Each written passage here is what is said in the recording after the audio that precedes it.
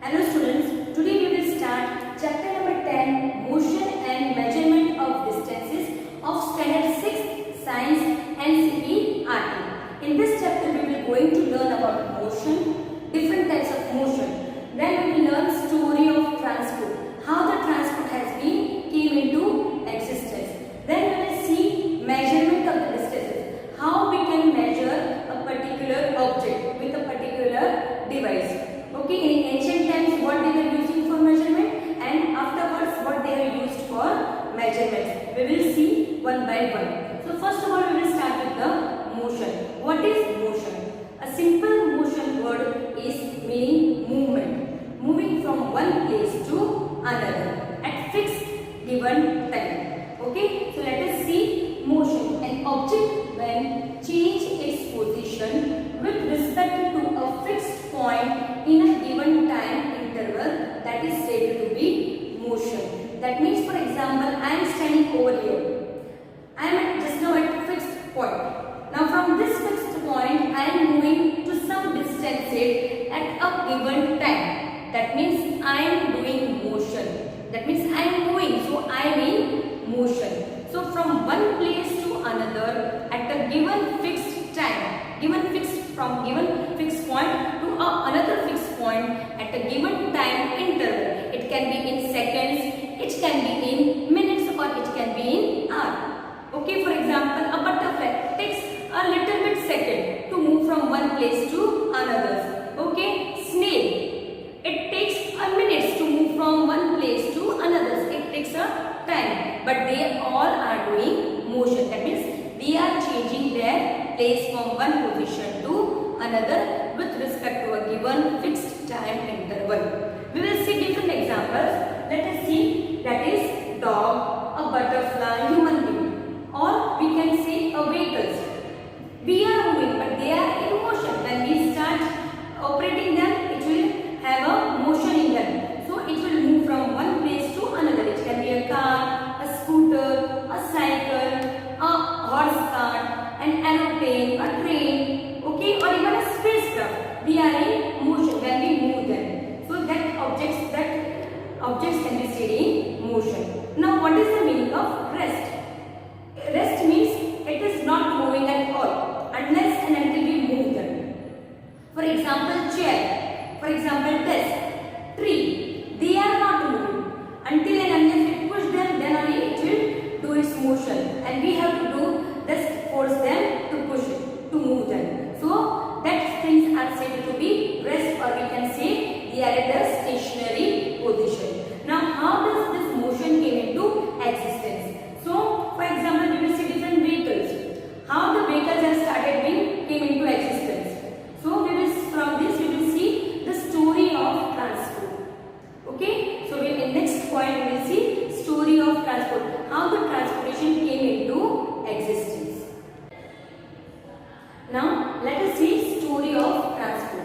Suppose if I ask you, how do you travel from one place to another? So there will be different reviews. Someone will say, I will go through a car, by a bus, I will go through a train or an aeroplane, or I can ride a bicycle if I want to cover a smaller distance. So there will be different points of views of different students. Now all these are vehicles. So where these vehicles came into existence? So here we will see the story of transport. So long ago, that means in earlier times when there are no vehicles, so what does people do to move from one place to another? So long ago people did not have any means of transport. They does not have any means of transport except the animals.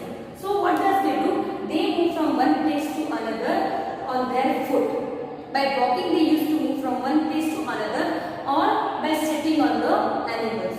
They used to take different animals like horse, camel and so on. So they move from one place to another either on foot or with the help of animals, or they used to carry their goods on their back or on the animals, and they used to move from one place to another because there was no means of transport in the earlier times.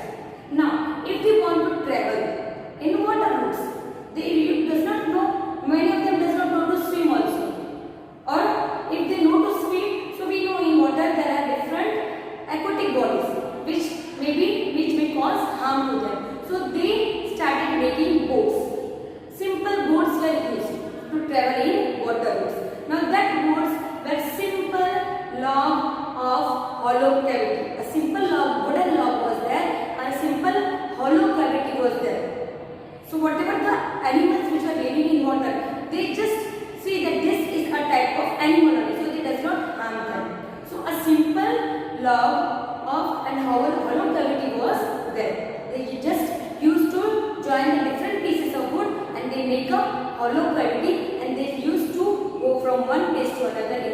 water. Afterwards, with the help of the people, those who are moving from one place to another in the river or in the streams, they got imitated or they get influenced by the aquatic animals. Aquatic animals have streamlined body, so they start making the shape. They start giving the shape of a boat with the just looking at the fish, just looking at the aquatic bodies, and this way the proper boat came into existence. Okay, so this way long ago people used to move by foot or used to travel in boat in the waterways. Invention of the wheel made a great change in the modes of transport. So I told you that long ago people used to move from one place to another on their foot or by the use of animals. But after the invention of the wheel, after the invention of wheel, there was a great revolution in the modes of transport. So because of wheel, people started moving from one place to another. Now how they used to do? What does they do? They just carry the wheel along with the animals. On the animals, they used to just take back at the wheels were just fitted with the help of the animals, and with the help of animals, they used to move from one place to another. We have seen different types of animals which at their wheels have been placed. For example, horse cart, bullock cart. Till then, there were no still the different vehicles. They used to use with the help of the animals. So until the beginning of the 19th century, many of the people still depend on animal power, that we call as animal power. Wheels were invented, but with the help of animal power, they used to move that wheels. There was no any motorized thing over there. There was no machineries, so that the wheel can do it automatically. So after the invention of steam engine, before that wheels were already invented, but after the invention of steam engine which came into existence, it introduced a new source of power. So they used to introduce a steam engine which carries the loads, which carries the carriages, and it can move from one place to another. Later came the motorized boats. Later came the automobiles. Automobiles like cars, scooter. Okay, so automobiles, then motorized boats. The boats which were used with the help of the machines. So motorized boats came into existence. So in the 20th century, in the 20th century, we can see different modes of vehicles like electric trains, supersonic aeroplanes, spacecraft that came into existence in the 20th century. From the long ago we were on foot, and in the beginning of the 20th century we had made different inventions in the modes of transport. Now let us see measurement. Now there are different occasions we come across by using measurements. If you want to purchase anything, if you want to go from one place to another, we need particular measurements. For example, if a tailor stitches the clothes, so there will be a perfect measurement of your body. Then only you will be able to stitch the clothes. If you want to go from Kashmir to Kanyakumari, so there will be a particular distance. So that is also a measurement. If you want to make a furniture of your home, so carpenter, he will take particular measurements. Without measurements, we cannot find out the different methods. So measurements is compulsory for a particular object. So now what is the meaning of measurement? Measurement means it is a comparison of an unknown quantity with some known quantity. So we have to compare an unknown quantity with an known quantity. One quantity is unknown and one quantity is known. So we have to compare that. That is called a measurement. Suppose if you want to buy anything, so if you want to purchase a vegetable, so there will be some quantity. So suppose you are purchasing a tomatoes. So of tomatoes you will not say that I want the tomatoes. So you want any number, a particular number should be. It should be 4, I want 3 kg, 4 kg, 6 kg, 8 kg and so on. So that fixed quantity, fixed number is called a unit. Now measurement can be expressed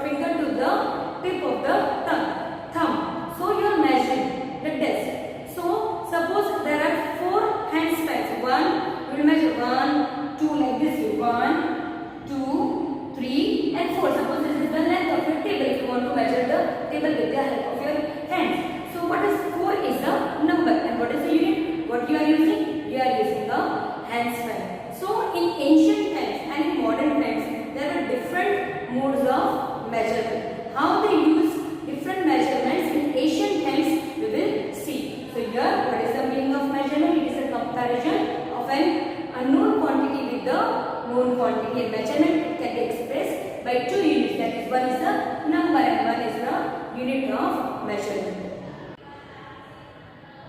Now, we have seen measurements. How the measurements were taken in ancient times. How they were used in ancient times. So, first of all, in ancient times, what does the people do? So, they don't have a particular measuring tape or a scale or a ruler. So, they use their different body parts to measure different objects. So, length of a foot, width of a finger, distance of a step. That was used to measure the distance, to cover the distance. To take the distance, they were using different body parts like foot, width of a finger, distance of a step. In this way, that is, we can see a very good excavation, very good proper measurements we can see of lengths because of their evidence in their excavation of their perfectly geometrical construction. So whatever the buildings they have made, whatever the things they have made, we can see in their excavation. So in this valley they used very good different body parts in their construction. Afterwards, what is cubit? Cubit was used in the ancient Egypt. Now what is cubit? It was the length from the elbow to the fingertip. If you want to measure anything from the length from your elbow to the fingertip, which was used in the ancient Egypt, that is known as cubit. Now people also use foot. They use their foot as a unit in different parts of the world. Even this was, many of the countries were accepted this foot. Many of the regions accepted foot as a unit. But what was the difficulty in this? All the foot varies from different place to other place. Foot varies from one place to another. So, foot was taken also as a unit. And many of the people has accepted this foot as a unit. Now, yard of clock. If you want to measure a clock, it was in the form of yard. That means end of the outstretched arm of them and their chin. So, from the chin and the arm. That is, if you want to measure a clock, so it was considered as a yard of clock. Roman people. What was the Roman people used to do? They used pace or a step. Pace means a single step. They used to measure distance with the help of the pace or the step. In ancient times, in ancient India, our India, what does the people use? They use angul, mutti. Angul means ungli. Mutti means fist. To take suppose they want to take the weight. So what they use, they take the fist. Mutti leke, they just measure it. One mutti, two mutti, okay? So this is in ancient India. Even nowadays, India, many of the persons, many of the garment, flowers, those who are selling the flowers, flower sellers, if they want to make the garment, they are using the elbow. They are taking the thread, taking the measurement of the thread with the help of the arms, and they are measuring. So today in India also, many of the people are using their body parts. Now, what was the difficulty by using the body parts? So, but different body parts have different handspan, different foot steps. So, it was difficult. If you want to go from one place to another, and that measurement was not perfect. So, therefore, again there was a need of the perfect measurement. So, perfect measurement, if you go from one place to another, that measurement should be fixed. Wherever you go, that measurement should be fixed because body parts changes. Some has a hand, suppose hand is there, some hands are larger, some hands are smaller. So there we will not get a perfect measurement. So there was a need for a perfect measurement. Now let us see, we have seen the measurements which were used in ancient times. So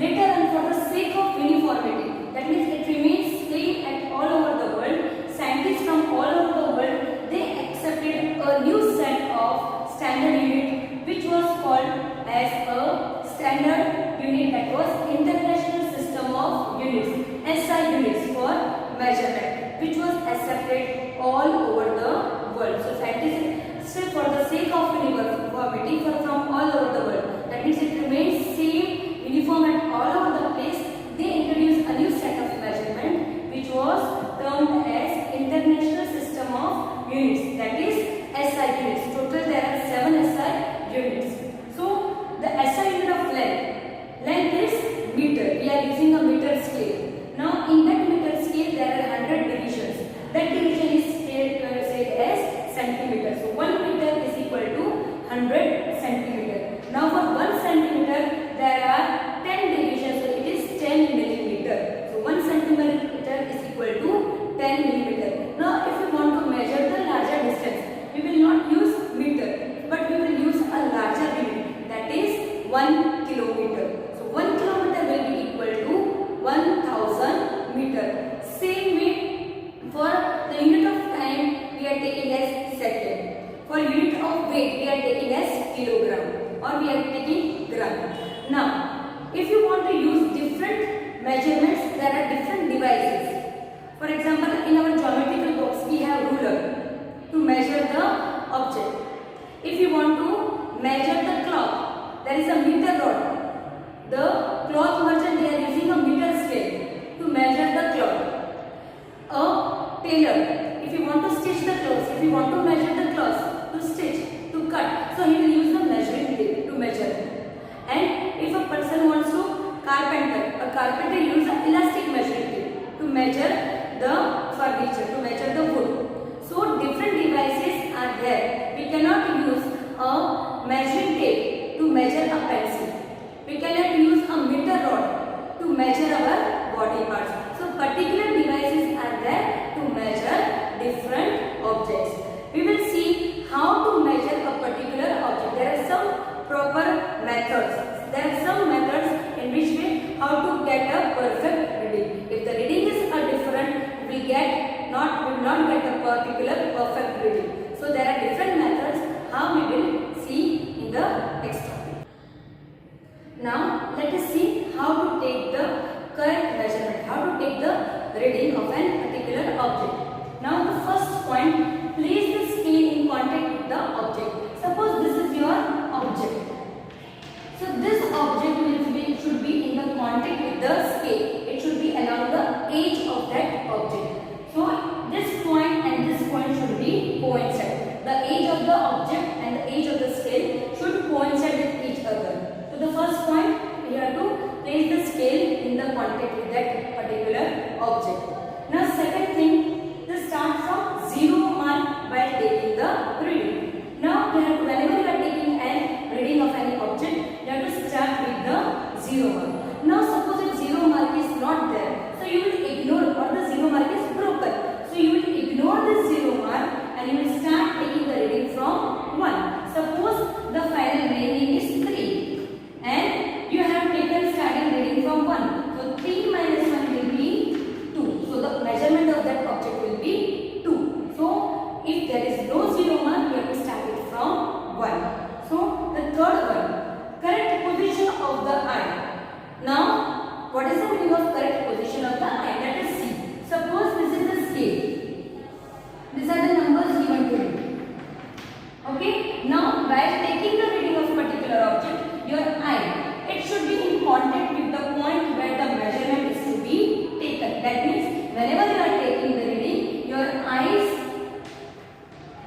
should be in front in this contact. It should not be over this side. Your eyes should not be slant like this way on the left side or towards this side. So here and here, this is the correct position. It should be in front of that particular object while taking reading. So these are the different precautions while taking the measurement. Now we have seen how to measure the straight line with the help of a meter scale. But if there is a curved line, then how we will